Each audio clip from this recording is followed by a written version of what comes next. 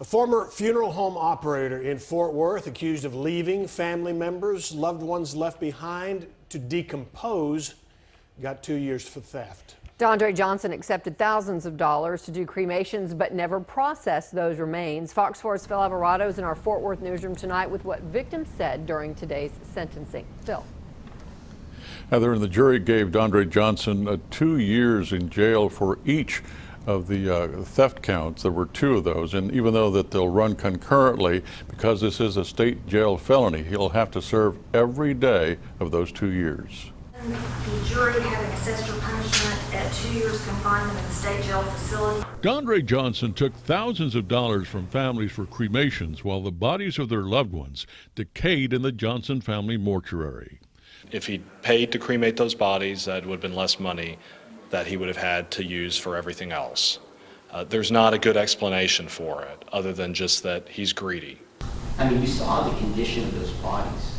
Prosecutors say as families pressured Johnson for the remains of their loved ones, he would dole out the ashes of other people he had cremated. The facade that you put on in front of each of us at one of the most vulnerable moments of our life, you forced us to relive a nightmare. Trenisha Davis's father was a military veteran. She believed she was burying his ashes at the DFW National Cemetery. When you stood with us at the National Cemetery and watched as those ashes were prepared for internment, knowing that everything taking place that day was a lie. Brenda Bellup says her aunt, Opal Anderson, wasn't cremated until 2 years after her death. The person that you stored as trash for 2 years helped me to become the person that you see today. She was loved. Billups later learned her aunt's remains were given to Karen Jones' family. But Karen Jones was among 8 bodies discovered in the mortuary. 7 were left to decay in an unair-conditioned garage. During the punishment phase, prosecutors called on Chris Ramsey, who operates a cremation service. He found a baby's body in with Opal Anderson when Johnson sent her remains to be cremated. The baby was pretty well decomposed. It's been sitting out for a while. I think Johnson's attorney, Alex Kim, stuck to his defense that Johnson's wife, Rachel Hardy, owned the mortuary and controlled the money.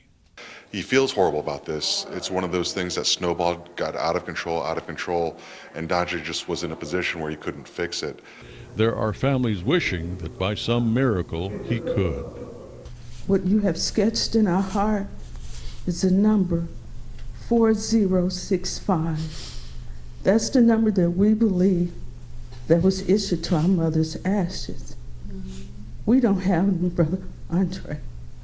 What we have is a lot of hurt, and we relive it daily. Dondre Johnson faces another trial for 7 charges of abuse of corpse. Now his wife Rachel Hardy is in prison right now for the food stamp fraud conviction, but she also has similar theft charges as her husband, and her trial is expected to start in a couple of weeks. Steve? All right, Phil Alvarado in our Fort Worth newsroom. Thanks.